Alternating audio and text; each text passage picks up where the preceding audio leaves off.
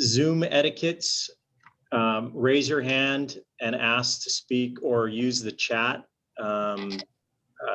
so that we don't get everyone trying to talk at the same time. Please stay on mute unless you're actually talking until it's your turn to speak. That way we don't interrupt the presentation.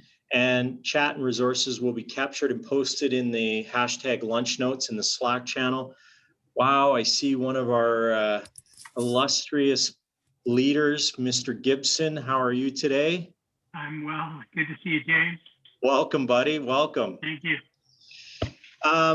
So really quickly, rainforest is an analogy. Rainforests, unlike farms, where all the factors are understood and controlled and optimized for particular outcomes, these command and control structures are designed to deliver a controlled outcomes, maximizing expected results. However, farms do not lend themselves well to innovation and new ideas. Innovation is, at its very core, about taking risks and exploring new concepts that are previously untried or unknown. Farms, on the other hand, are risk adverse and risk minimization engines.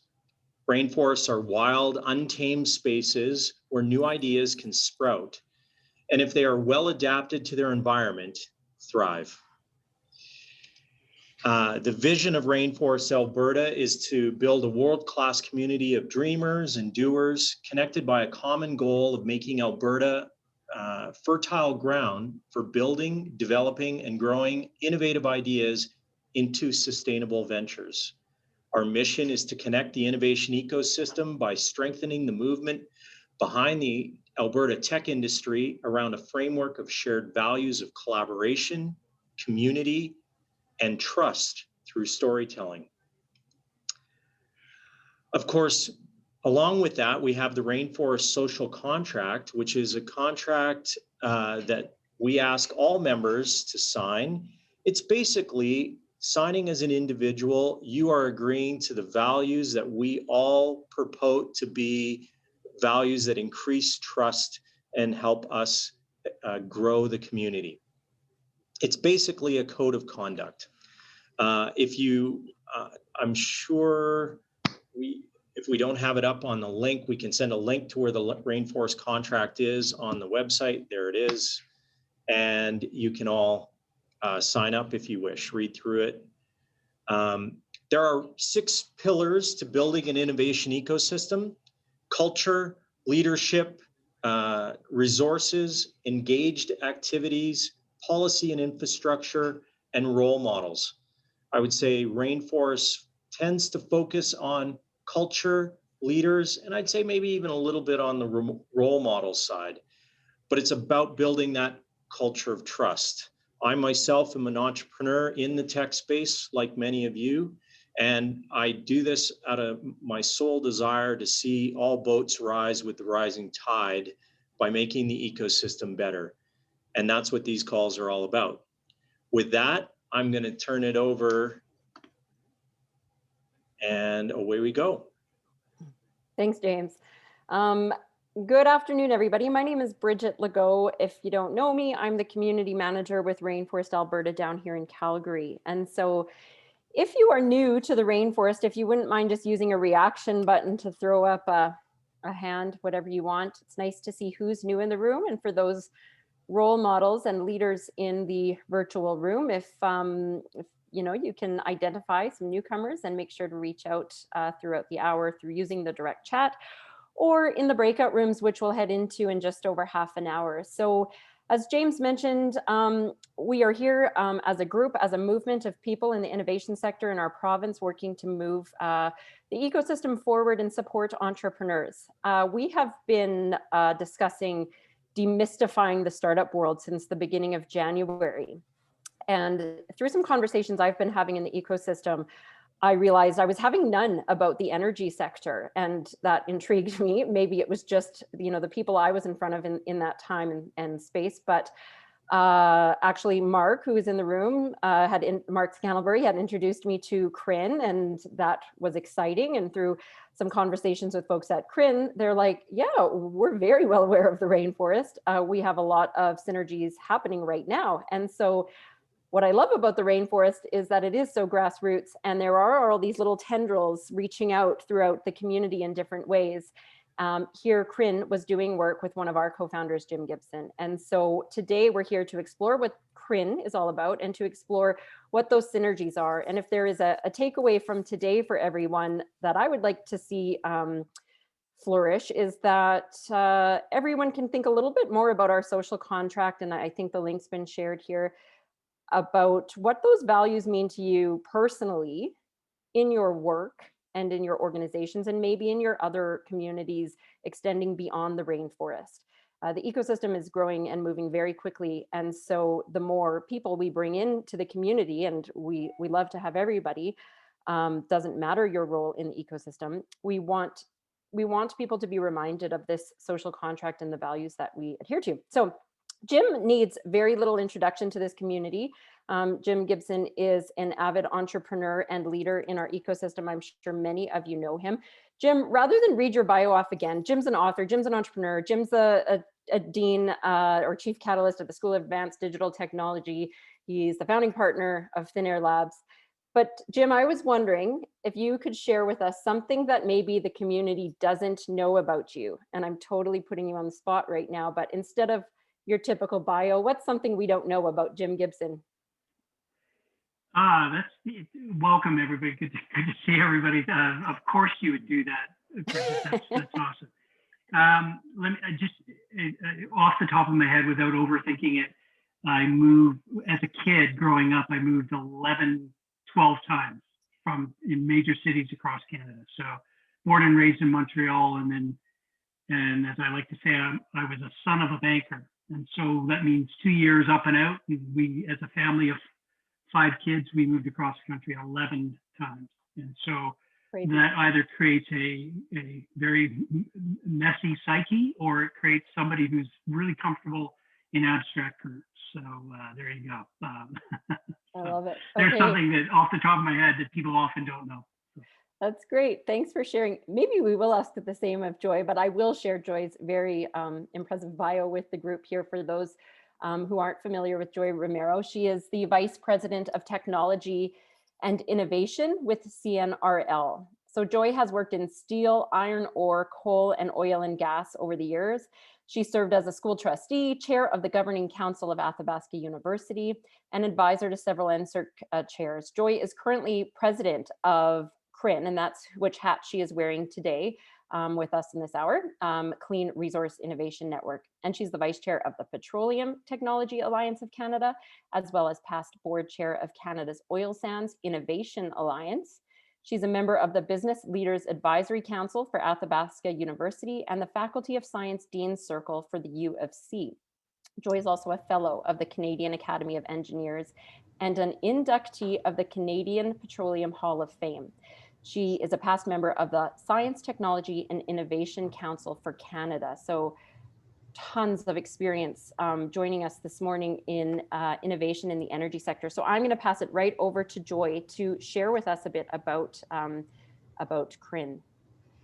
So Jim, there's a reason why you and I get along, is that I too grew up moving all across this country. My father worked mining construction.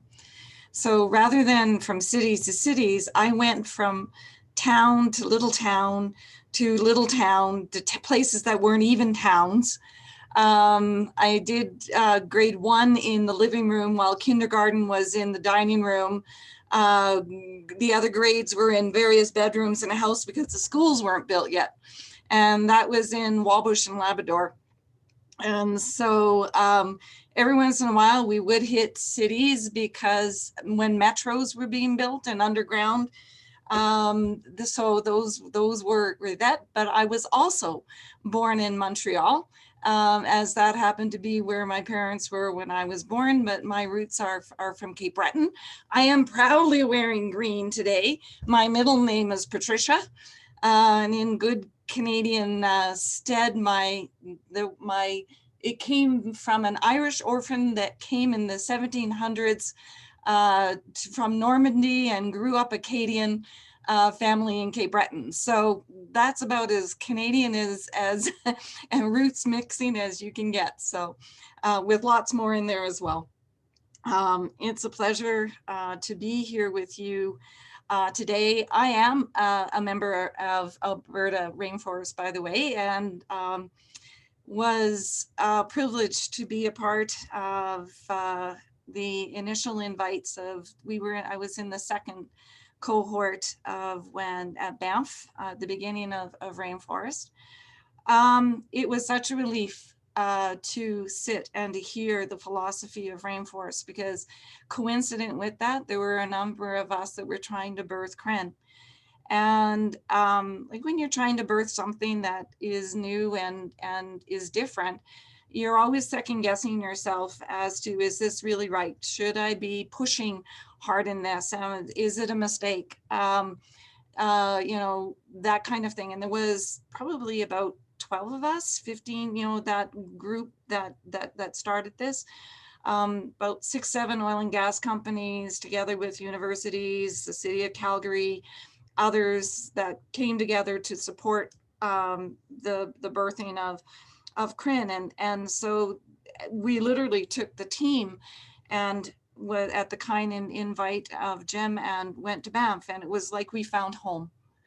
And because it was exactly what we were trying to do, was to link the oil and gas innovation system across the country. And if you've read the thick book, not so much in the smaller ones, but there is actually a section in there on geographically dispersed rainforest networks.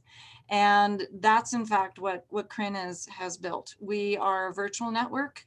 We focus on Canadian entrepreneurs in pulling together the innovation ecosystem for oil and gas, with the goal being on commercialization and widespread adoption. And just trying to pull all of those pieces together. And to today, which is now 3 years later, we are still finding more components that belong in our ecosystem. We are still finding them and welcoming them home as a part of the network. So we describe ourselves as a network of networks. I'll share a little bit here with you, but this is to be more of a conversation of ourselves with Jim.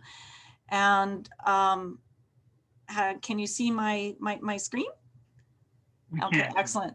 This is our nerdy engineering version of Rainforest.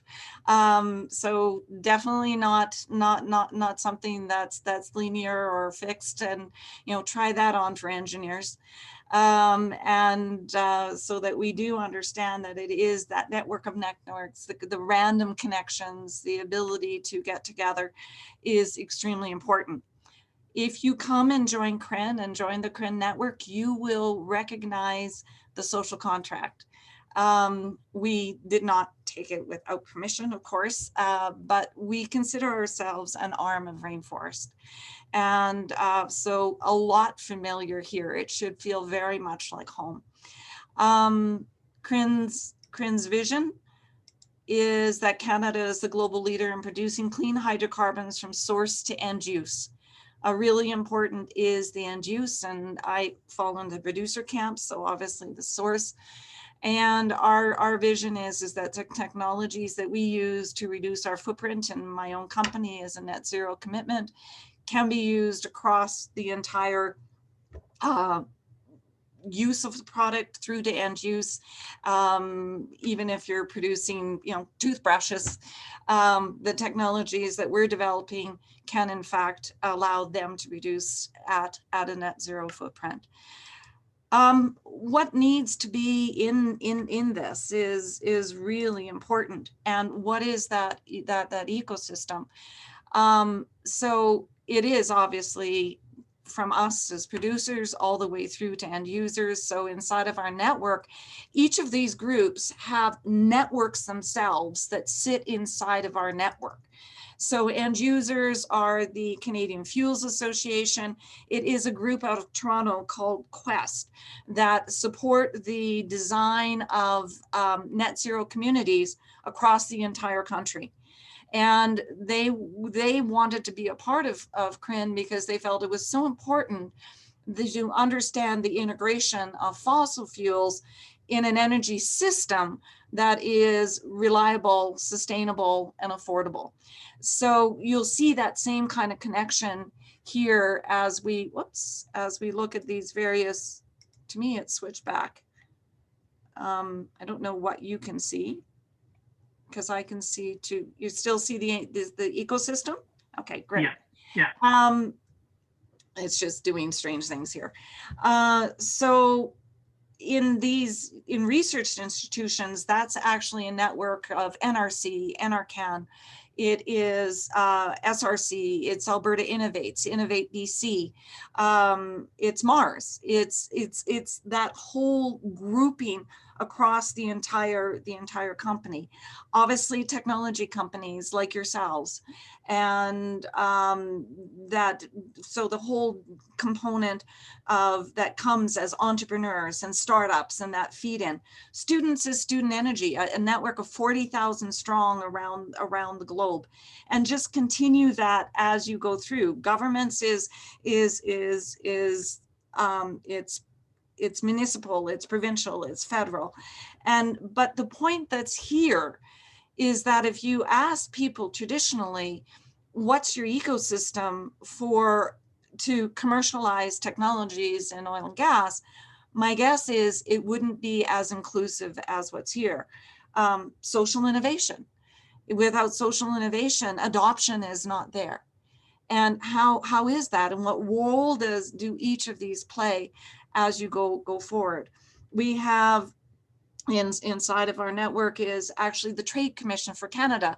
Once entrepreneurs commercialize and they are ready to export, that support is here inside of the CRIN network, our network of networks. But what do we want all of these guys to focus on is actually our 7 theme areas. So our theme areas are digital oil and gas, which of course is platform to everything else. It's digital reaches across all aspects of everything, and yet it can stand alone. So it's one of these things that is just so important to whichever aspect you're doing. Land and well site remediation, methane monitoring, quantification and abatement, cleaner fuels, water technology, low emissions, value-added products, novel hydrocarbon extraction. For us, it's not just about GHGs, it's the entire footprint that we steward. And the really wonderful thing about this is, from Stats Canada, the oil and gas industry invests 75% of the investment in clean tech in Canada is the oil and gas industry. We're the largest adopter. We are a machine at doing this and piloting these things, but they jump to other sectors. So the beneficiary of this is not just our industry, it's ag, it's mining, it's steel making, it's cement making, it's all of these adjacent sectors. It is even, I just have these here, it is even you and I. So right now on the outskirts of Calgary, we have at the Shepherd natural gas plant is the culmination of the X Prize is taking place. So what will come out of that is 10 carbon capture and conversion technologies brought through to commercialization. One of them is actually producing vodka, and with that vodka, they produce hand sanitizer. In Calgary, there's another company called Clean02, and Clean02 produces soap. And this soap is produced off of boilers and heating systems inside of high rises and hotels and office buildings like what I'm in. And so what is more normal and more necessary than soap and hand sanitizer? And so really bringing these things home as to the use of this. We're very fortunate to be a funder. So let me just bring that back. Everybody that is in that previous slide here, they need to bring to bear inside of here in whatever random rainforesty way.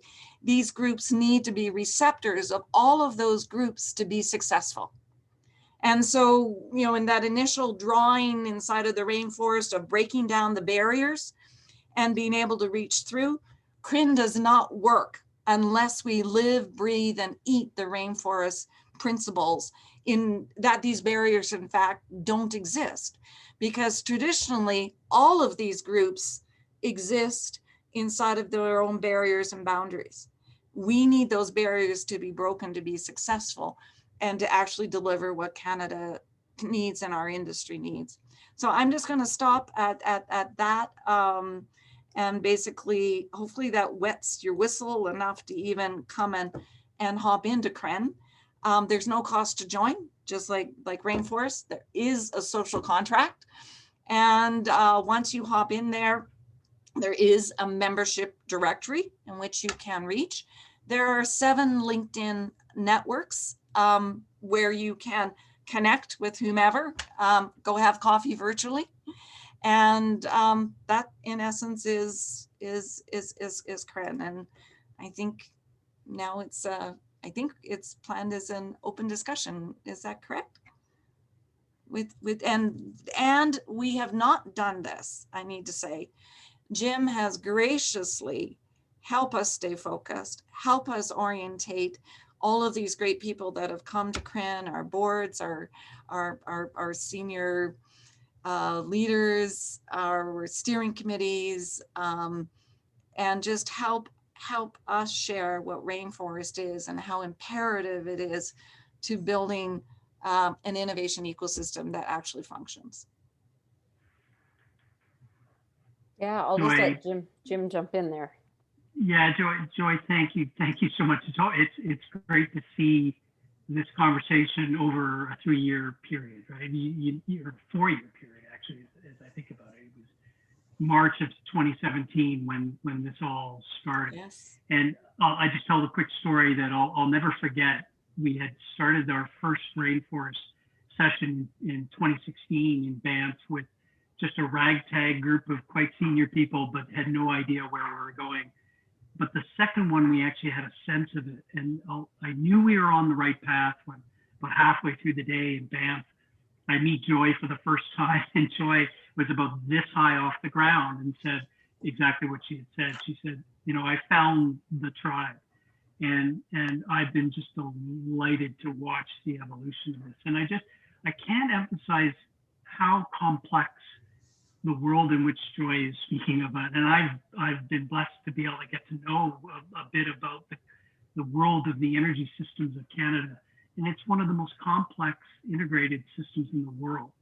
And for Joy to step above that and say, we're going to connect people and transform it, she recognizes that none of that happens without a culture of trust, none of it. Because if you're going to move at a pace that you need to move at, what the society's demanding, our consumers demanding, our policymakers are demanding, you have to move quickly. You have to move faster than any one organization is comfortable doing. And so we have an expression at the Rainforest that trust is velocity, and exponential trust changes the world. And so what CRIN is an example for the Rainforest team to understand that this broader general social network that we started 5 years ago is actually highly applicable to very specific business contexts and business transformation contexts. And Joy is an example of that. Joy, how many members do you have right now, and how many people have signed the social contract? The last time I checked, it was 2,079, but that was about 4 days ago. So I'm sure that number is higher now. And everyone signs the social contract. We are also just about to go out and launch $80 million worth of funding for projects, $5 million to digital oil and gas, by the way. I know that that's, you know, very appropriate to this team. 25 million to value-added products, and 50 million to footprint reduction. So that is, and people cannot participate in that unless they have signed the social contract.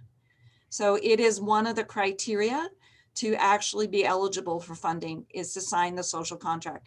And it is so important to us, or else they will not behave in the right way. And we need that.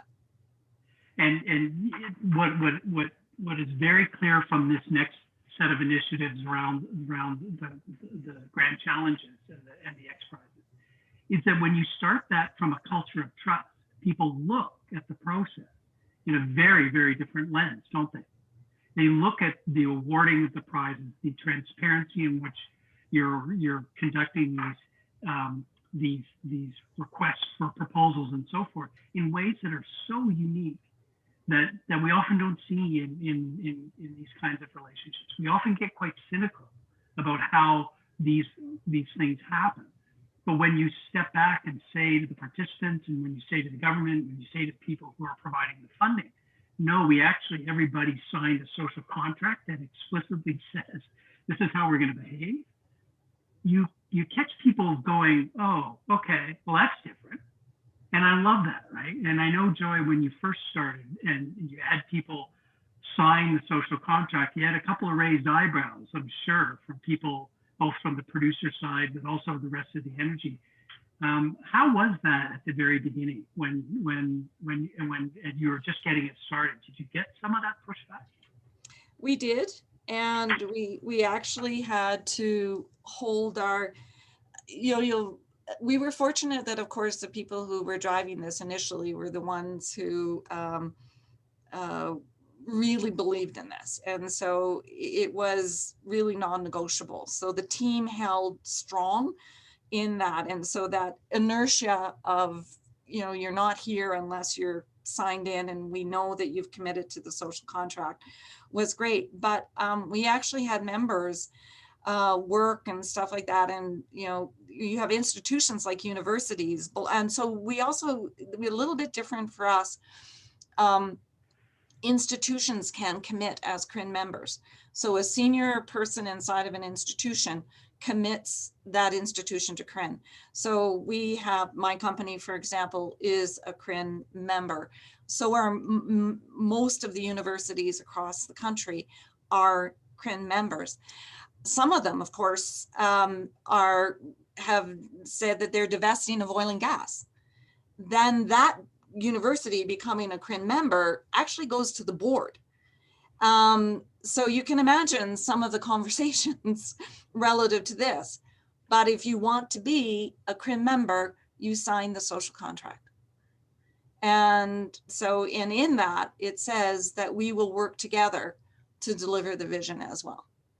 And so it is a very important component, because without that commitment to deliver the vision, why would you be there?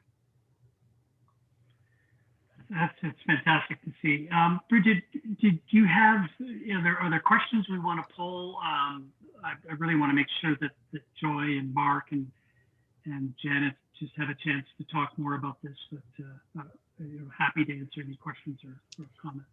Yeah, I'll ask if Janice has anything to add, and if Mark has anything to add. I think what fascinated me when I found out Jim was working with CRIN in this way, and I sat in on a workshop that Jim conducted with CRIN, was I'm so in the nucleus of the rainforest and the social contract, and it's just my own personal beliefs that I've always lived by. It comes natural to me in business and work and in my life.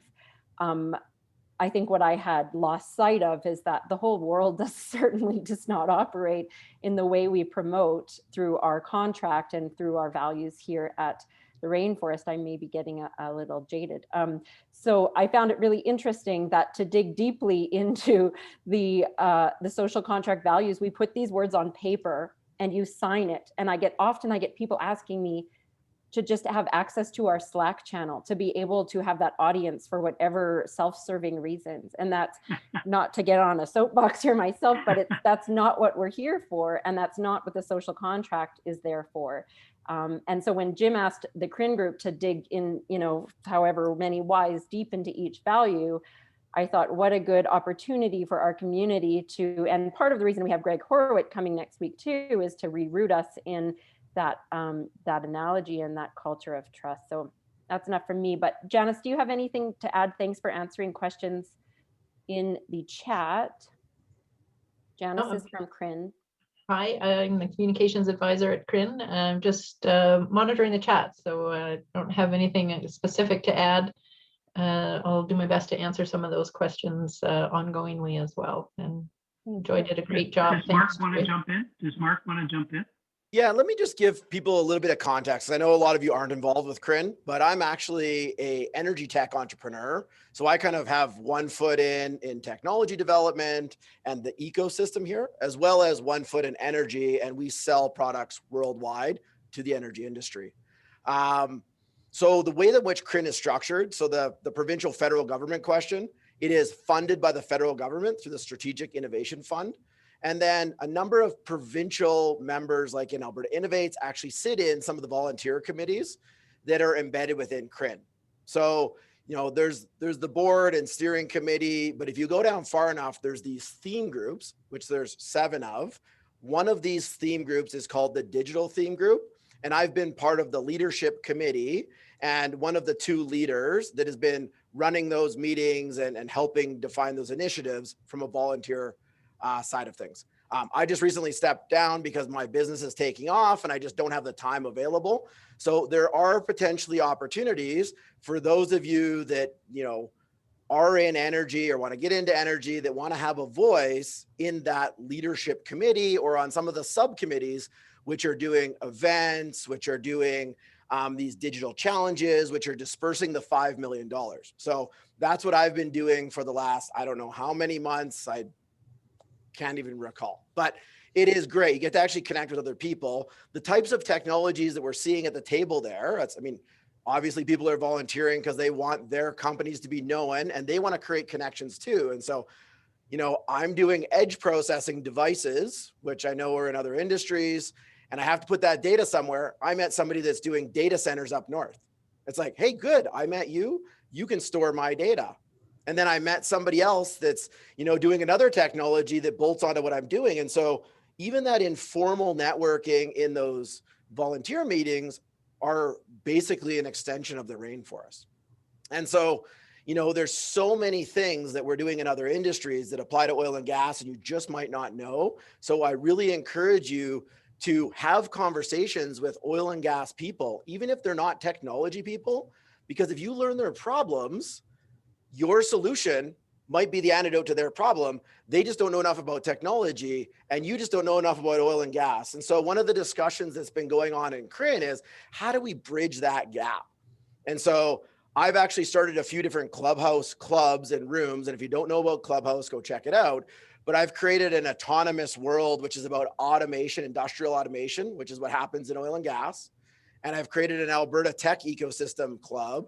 And what we're hoping to do is have things like, you know, we can have an oil and gas 101. So tech people can come to those meetings and ask any question. There is no stupid question. If you come to me and you ask me any question you want to know about the oil and gas industry, I'll explain it as simply as we need to explain it so you understand it without any judgment. Right? Awesome. So I think we have the opportunity here in Calgary to take these 2 worlds, tech and oil and gas, and bridge them. And I hope to be part of that solution. So. Awesome. Thanks, Mark. We'll get to this other question that James has reposted for us, and we will head into our breakout rooms as we always do and can explore this more in smaller groups. How does for Joy, how does early education and higher education fit into this CRIN model? And what about Indigenous relations? So with respect to education, I wouldn't say that we've got formal ties into early education, but we definitely do into post-secondary education. That is a major part of this. And we have student energy, and student energy together with Clean Tech Canada are actually developing course materials that anybody can hop on to help students understand, to help them as entrepreneurs to grow, how do they connect, various other aspects of that just familiarity with our industry, the challenges, and they will be a long-term part of the CRIN network. We actually have 100 million from STIF, the Strategic Innovation Fund, 80 of it to the challenges, 20 of it to build out the innovation ecosystem. And so in that build out of the innovation ecosystem, we're trying to create these education components that are there for the long term. So very much a part of that and very important. With respect to Indigenous, we have just integrated the Indigenous components into CRIN. So tied into the IRC, tied into the Indigenous networks of entrepreneurs are a part of CRIN, and that representation. So for example, the IRC, Stephen Saddleback sits on the steering committee. We have that representation as well on our board and inside. So it's not that it's integrated as a part of the system, not something that's standalone, or they are as necessary a component for innovation and entrepreneurship and the use of our resources across our country. It can't exist or do without them.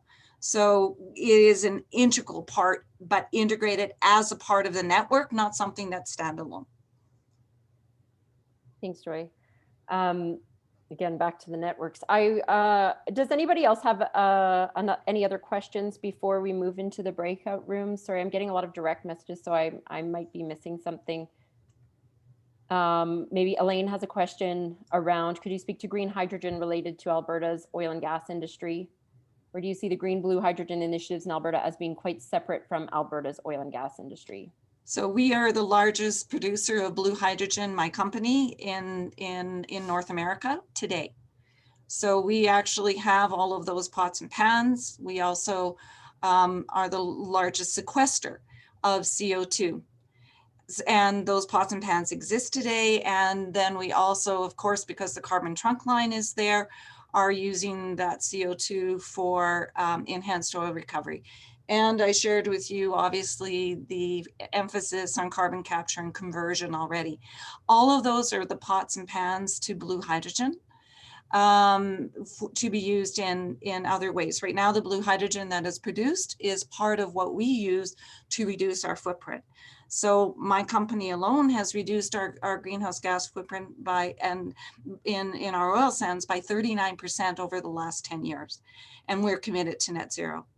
So Canada leads in this. The difference, what we're looking at in Canada in the blue hydrogen space, in the carbon capture, conversion, usage, all of this space is actually the second generation technologies. So the ones that are now being built around the rest of the globe, like most Canadians, we're very quiet about the work that we do. We're not as vocal, but they are actually building based on the technologies that we developed here in Canada.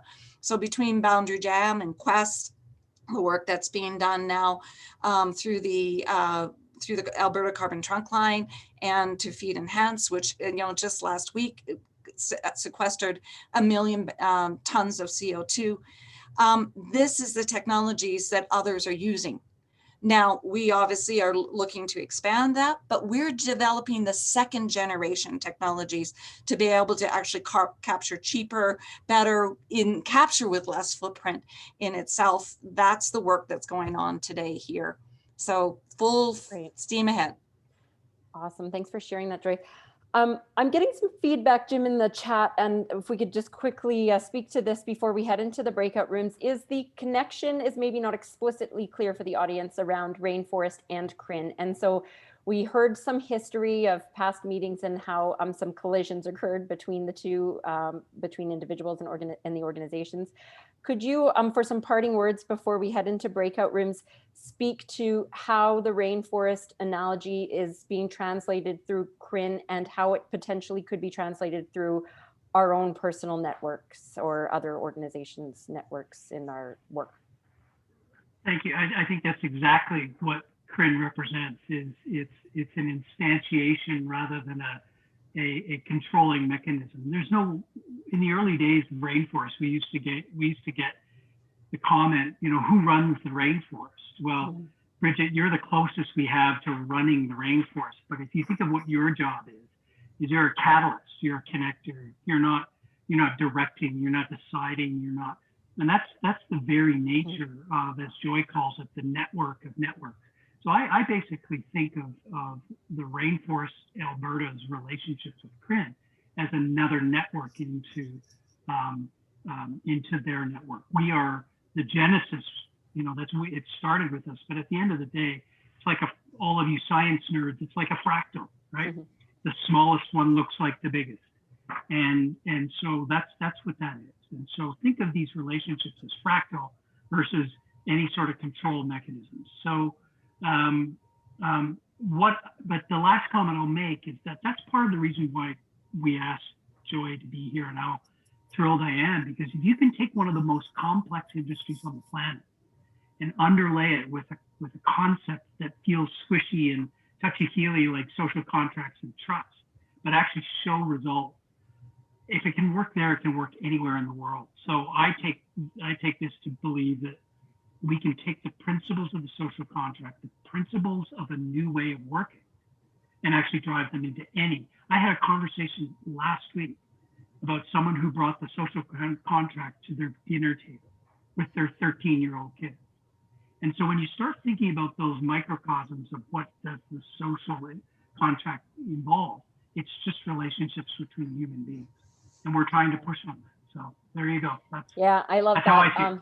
I love that. And I love the idea, and I've said this to several people here, of printing off the social contract and pinning it behind your monitor or whatever, and using that as a tool to get through the day, for lack of a better way of putting it. Okay, let's head into breakout rooms and talk about either, clean energy, if you want to talk about that, if you want to talk about how to move the social contract values into other networks or that you're involved with. That is another great topic of conversation, or just get to know each other. So I will send you all off now. We'll come back at 12:55 for some community announcements and wrap things up. To them guys for exiting and hit the wrong button. So no problem.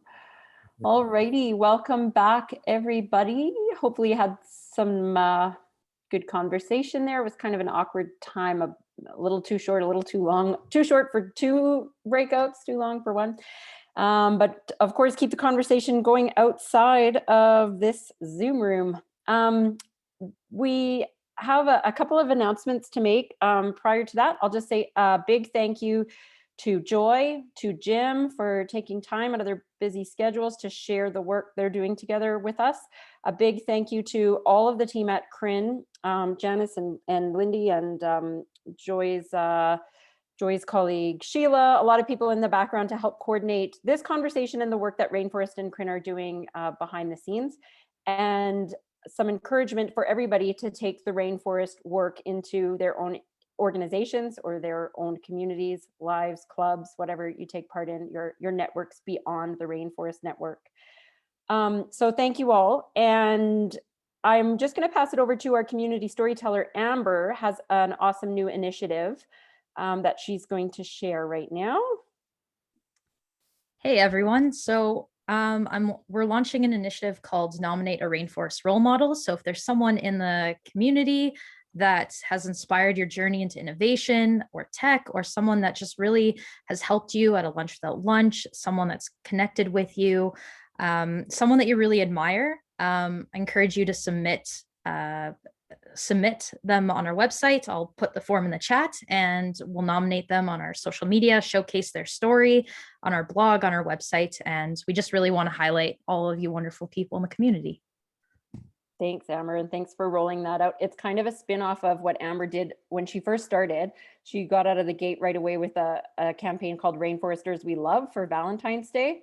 And I think it was Heiko's top LinkedIn post. He got some traction there. I think a few people did. And so we thought, let's carry it on, but go back to our pillar of role models, even though Rainforesters We Love is a little cuter. Anyway, thanks for doing that, Amber. And another announcement, which you may know, we have Greg Horwitz, co-author of The Rainforest, book coming to do a fireside chat with Jim next Friday. So get your tickets for that. A little inkling, a little secret we'll let out to this group first is that there will be an opportunity for a free Rainforest book at the end of that event. And in there, you will get a hard copy of the social contract if you don't have printing capabilities in your home office. Any other announcements from the community before we depart?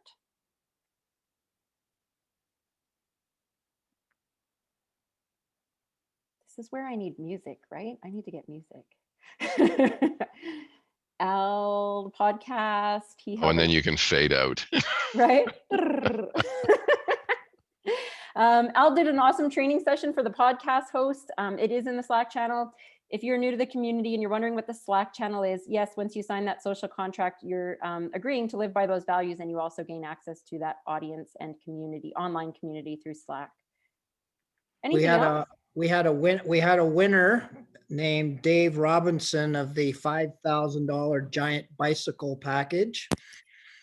So he's from Southwest Calgary. I'm going to get him to come on and tell us how happy he is to win a fun bicycle package. Cool. Great. Thanks. Oh, I have some news. Yeah.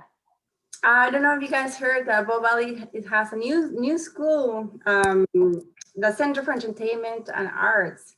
And we're going to be focusing on animation and gaming and visual effects. So that was pretty cool. That was announced last week. How did I miss that? That's incredible, Christina. Awesome. Yeah. 1-year program and 2-year program starting next year. Very, very cool. Lots of emoticons happening. I have one more thing. Sure, please. Yeah. I put it in the chat, but it kind of got busy. Just in case everybody didn't hear, there's a new primary STEM academy that's being opened up in Calgary. So it's a STEM charter, one of the first of its kind in the world, that focuses on AI, machine learning, robotics, energy, all kinds of advanced technologies. So it's grades 7 to 12. And so it's like a part of a pilot program. And it was recently approved by the Alberta government, and they'll actually be starting classes this fall. So it's pretty exciting. And I've enrolled my son. So hopefully he makes it through the lottery process. Very cool. What's it called?